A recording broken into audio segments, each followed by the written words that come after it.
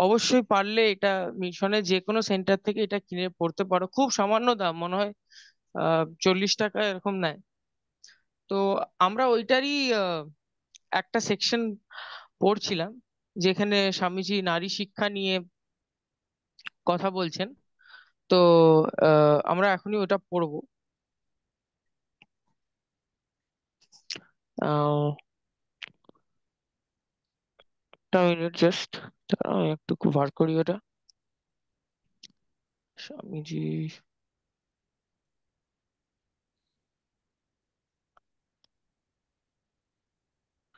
স্বামীজি,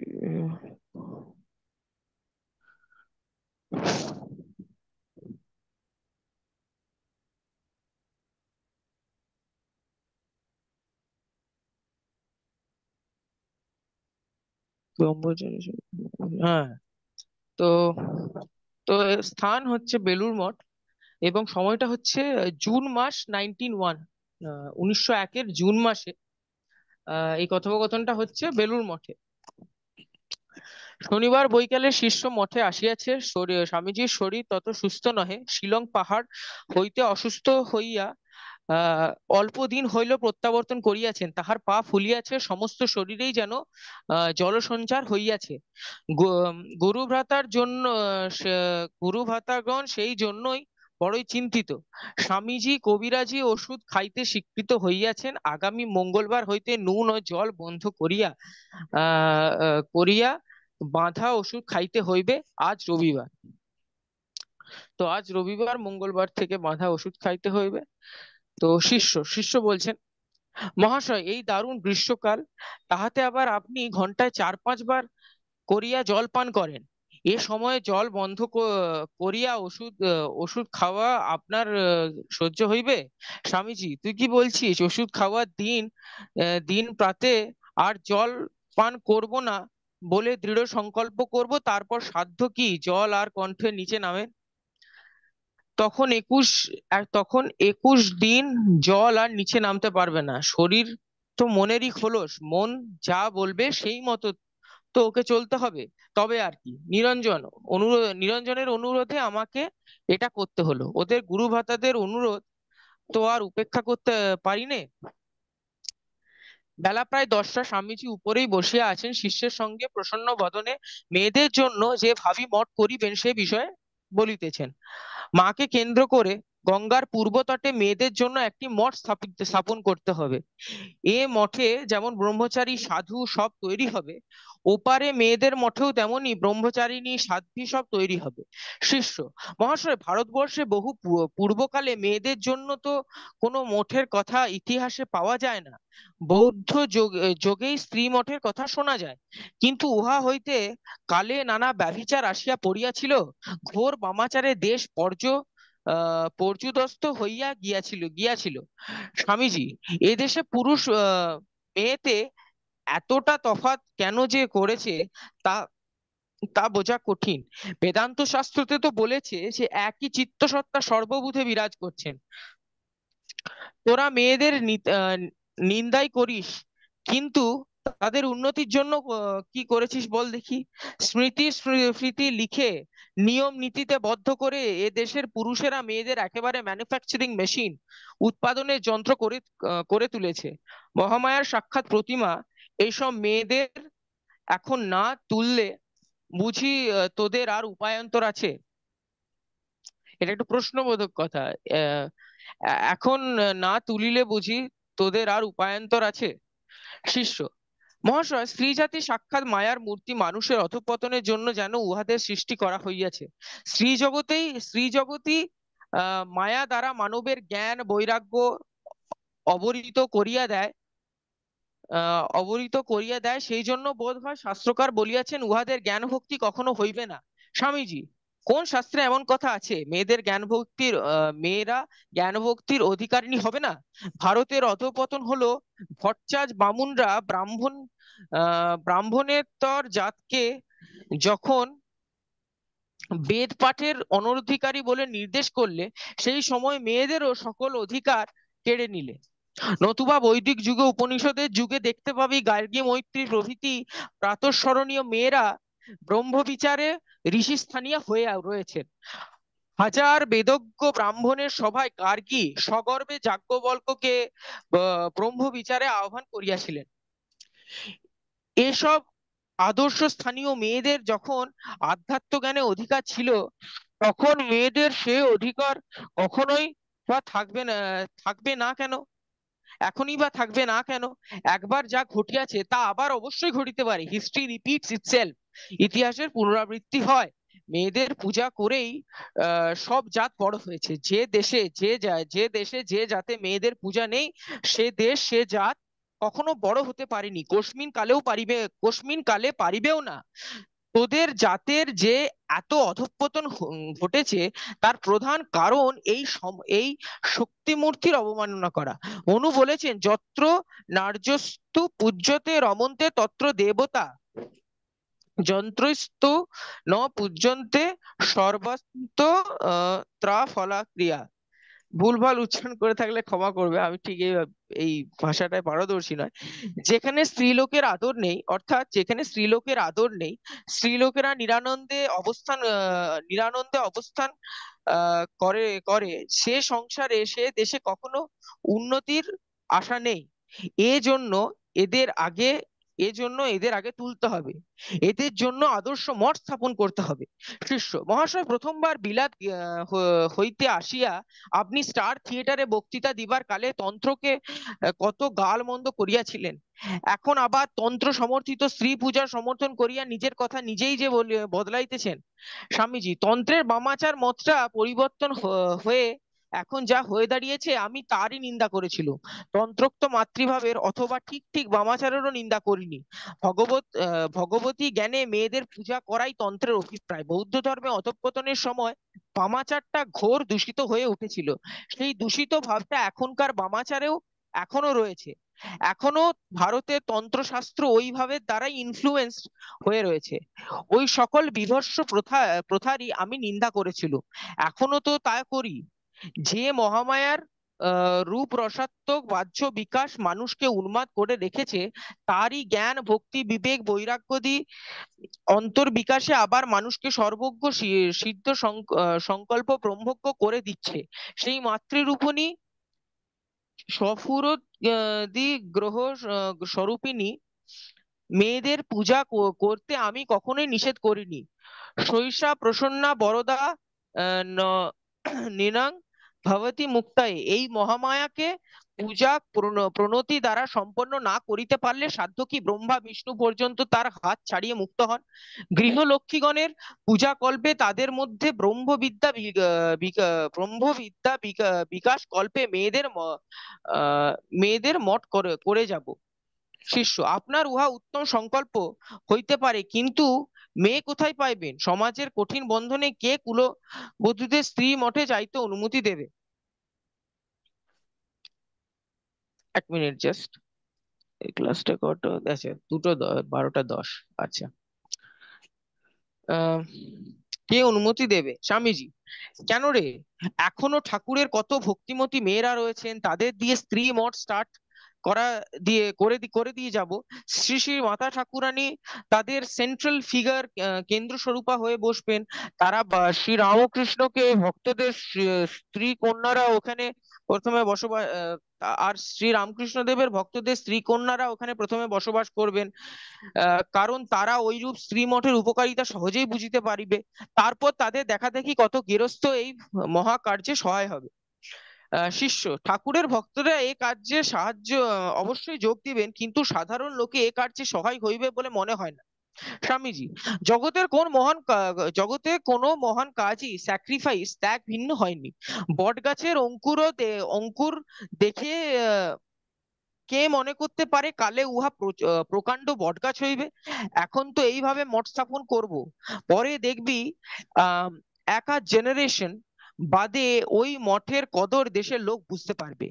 এই যে বিদেশি মেয়েরা আমার চেলি হয়েছে, মানে তার শিষ্য আর কি হয়েছে, এরাই এ কাজে জীবনপাত করে যাবে। তোরা ভয় তোরা ভয় কাপুরুষতা ছেড়ে এই মহান কাজে সহায় হ, আর এই উচ্চ আদর্শ সকল লোকের সামনে ধর। দেখবি কালে এর প্রভায় দেশ উজ্জ্বল হয়ে উঠবে। শিষ্য: মহাশয়, মেয়েদের জন্য কিরূপ মঠ করিতে চাহেন তাহার সবিশেষ বিবরণ আমাকে বলুন, শুনিবার বড়ই উৎসাহ হইতেছে। স্বামীজি: গঙ্গার ওপারে একটা প্রকাণ্ড জমি নেওয়া হবে, তাতে অবিবাহিতা কুমারীরা থাকবে, আর বিধবা ব্রহ্মচারিণীরা থাকবে, আর ভক্তিমতী গেরস্থের মেয়েরা মধ্যে মধ্যে এসে অবস্থান করতে পারে। এ মঠে পুরুষদের কোনরূপ সংসর্গ থাকবে না। পুরুষ মঠের বয়োবৃদ্ধ সাধুরা দূর থেকে স্ত্রী মঠের কার্যভার চালাবে। স্ত্রী মঠে মেয়েদের একটি স্কুল থাকবে, তাতে ধর্মশাস্ত্র, সাহিত্য, সংস্কৃত, ব্যাকরণ, আহ চাই কি অল্প বিস্তর ইংরেজি শিক্ষাও দেওয়া হবে। সেলাইয়ের কাজ, রান্না, গৃহকর্মে যাবতীয় বিধান এবং শিশু পালনের সুশীল বিষয়গুলিও শেখানো হবে। আর জপ, ধ্যান, পূজা এসব তো শিক্ষার অঙ্গ থাকবেই। যারা বাড়ি ছেড়ে একেবারে এখানে থাকতে পারবে তাদের অন্ন বস্ত্র এই মঠ থেকে দেওয়া হবে।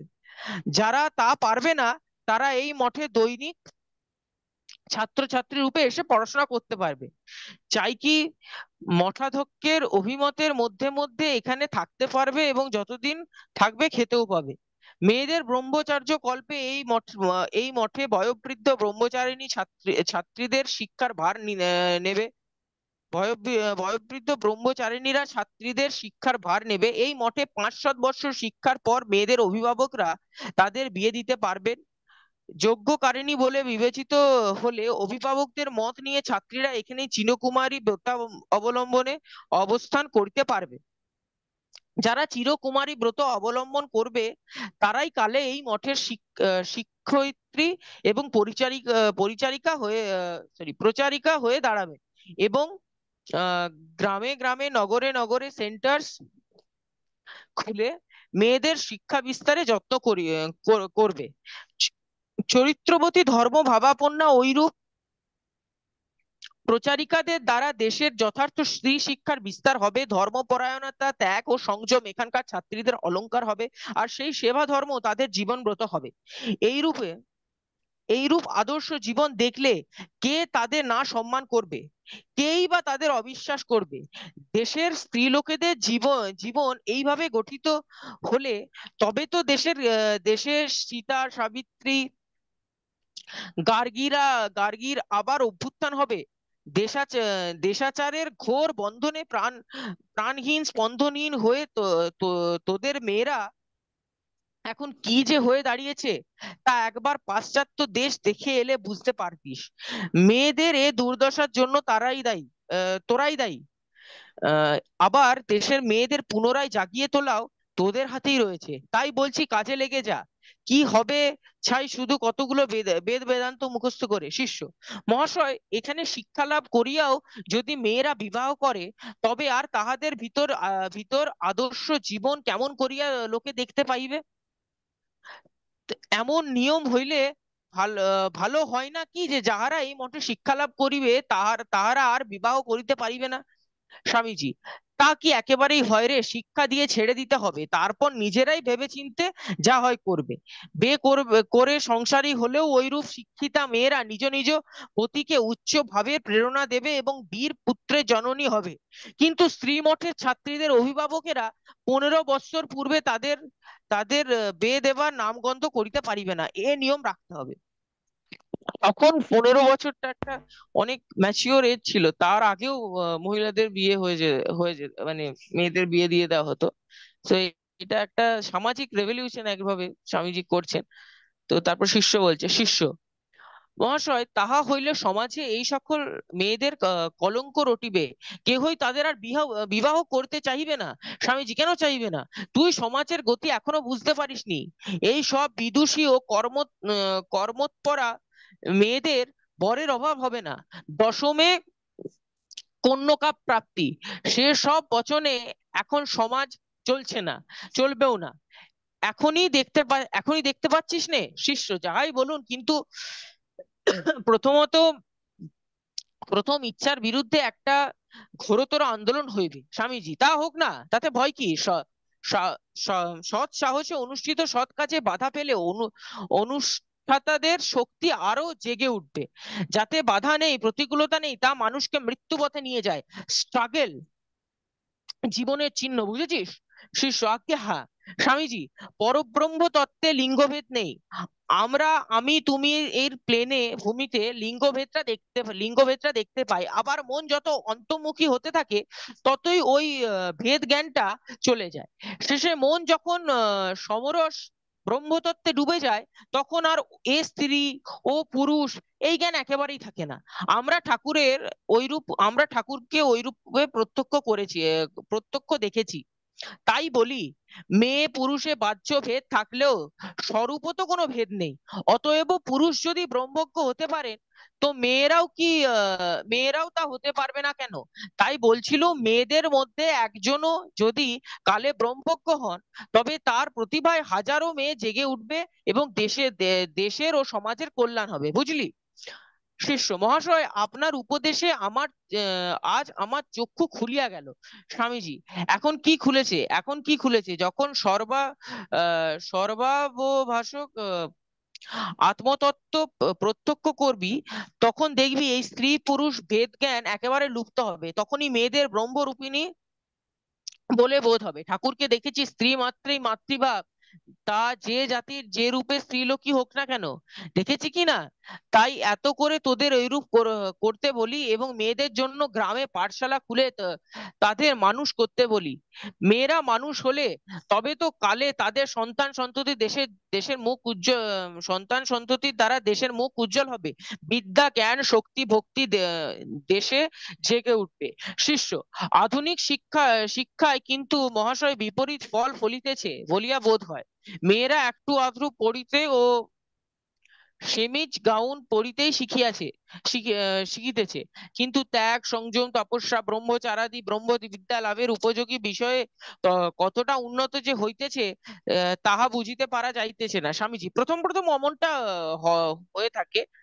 দেশে নতুন আইডিয়ার প্রথম প্রচারকালে কতগুলি লোক ওইভাবে ঠিক ঠিক গ্রহণ করতে ওই ভাব ঠিক ঠিক গ্রহণ করতে না পেরে অমন খারাপ হয়ে যায়। তাতে বিরাট সমাজের কি আসে যায়?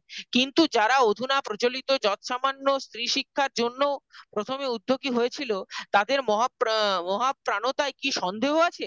তবে কি জানিস, শিক্ষাই বলিস আর দীক্ষাই বলিস, ধর্মহীন হলে তাদের গলদ থাকবেই থাকবে। এখন ধর্মকে কেন্দ্র করে স্ত্রী শিক্ষার প্রচার করতে হয়। এখন ধর্মকে কেন্দ্র করে স্ত্রী শিক্ষার প্রচার করতে হবে। ধর্ম ভিন্ন অন্য শিক্ষাটা গৌণ হবে। ধর্ম শিক্ষা, চরিত্র গঠন, ব্রহ্মচর্য ব্রত উদযাপন, এজন্য শিক্ষার দরকার। বর্তমান কালে এ পর্যন্ত ভারতে যে স্ত্রী শিক্ষার প্রচার হয়েছে, তাতে ধর্মটাকেই সেকেন্ডারি করে রাখা হয়েছে। তাইতেই তুই যেসব দোষের কথা বললি সেগুলি হয়েছে। কিন্তু তাতে স্ত্রী শিক্ষা, স্ত্রী লোকদের কি দোষ বল? সংস্কারকেরা নিজে ব্রহ্মজ্ঞ না হয়ে স্ত্রী শিক্ষা দিতে অগ্রসর হওয়াতেই তাদের অমন বেচালে পা পড়েছে। সকল সৎকার্যের প্রবর্তকেরাই অভীপ্সিত কার্যানুষ্ঠানের পূর্বে কঠোর তপস্যা সহায়ে আত্মজ্ঞ হওয়া চাই, নতুবা তার তার কাজে গলদ বেরোবেই। বুঝলি?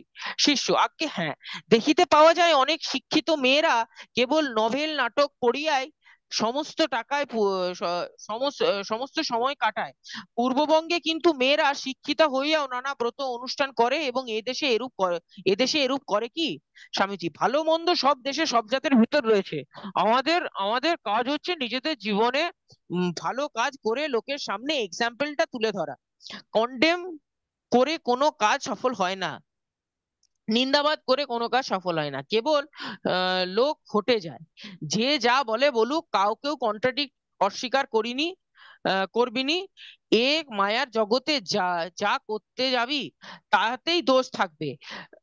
কি বলছে? সর্বারম্ভা হি দোষেন ধূমে আহ ধূমেনাগ্নি রি বাবৃতা। আগুন থাকলেই ধুম উঠবে, কিন্তু তাই বলে কি নিশ্চেষ্ট হয়ে বসে থাকতে হবে? যতটা পারিস ভালো কাজ করে যেতে হবে। শিষ্য: ভালো কাজটা কি স্বামীজি? যাতে ব্রহ্ম বিকাশের সাহায্য করে তাই ভালো কাজ। সব কাজই প্রত্যক্ষ না হোক পরোক্ষভাবে আত্মতত্ত্ব বিকাশের সহকারী ভাবে করা যায়। তবে ঋষি প্রচলিত পথে চললে ও কাজ আত্মজ্ঞান ও চললে ওই আত্মজ্ঞান শিগগির ফুটে বেরোয়। আর যাকে আর যাকে শাস্ত্রকারগণ অন্যায় বলে নির্দেশিত করেছেন সেগুলি করলে আত্মার বন্ধন ঘটে, কখনো কখনো জন্ম জন্মান্তরেও সেই মোহবন্ধন ঘটে না। কিন্তু সর্বদেশে সর্বকালেই জীবের মুক্তি অবশ্যম্ভাবী, কারণ আত্মাই জীবের প্রকৃত স্বরূপ। নিজের স্বরূপ নিজে কি ছাড়তে পারে? তোর ছায়ার সঙ্গে তুই 1000 বৎসর লড়াই করলেও ছায়াকে কি তাড়াতে পারিস? সে তো তোর সঙ্গেই থাকবে। শিষ্য: কিন্তু মহাশয়, আচার্য শঙ্করের মতে কর্ম জ্ঞানের পরিপন্থী। জ্ঞান কর্ম সমন্বয়কে জ্ঞান কর্ম সমুচ্চয়কে নিয়ে বহুধা খণ্ডন করিয়াছেন। এতএব কর্ম কেমন করিয়া জ্ঞানের প্রকাশক হইবে? স্বামীজি: আচার্য শঙ্কর ঐরূপ বলে আমার জ্ঞান বিকাশ কল্পে কর্মকে অপেক্ষাকৃত আপেক্ষিক সহকারী এবং সত্যশুদ্ধির উপায় বলে নির্দেশিত করেছেন। তবে তবে শুদ্ধ জ্ঞানে কর্মের অনুপ্রবেশ নেই। ভাষ্যকারের এ সিদ্ধান্তে আমি প্রতিবাদ করছি না। ক্রিয়াকর্তা ও কর্মবোধ যতকাল মানুষের থাকবে ততকাল সাধ্য কি সে কাজ না করে বসে থাকে।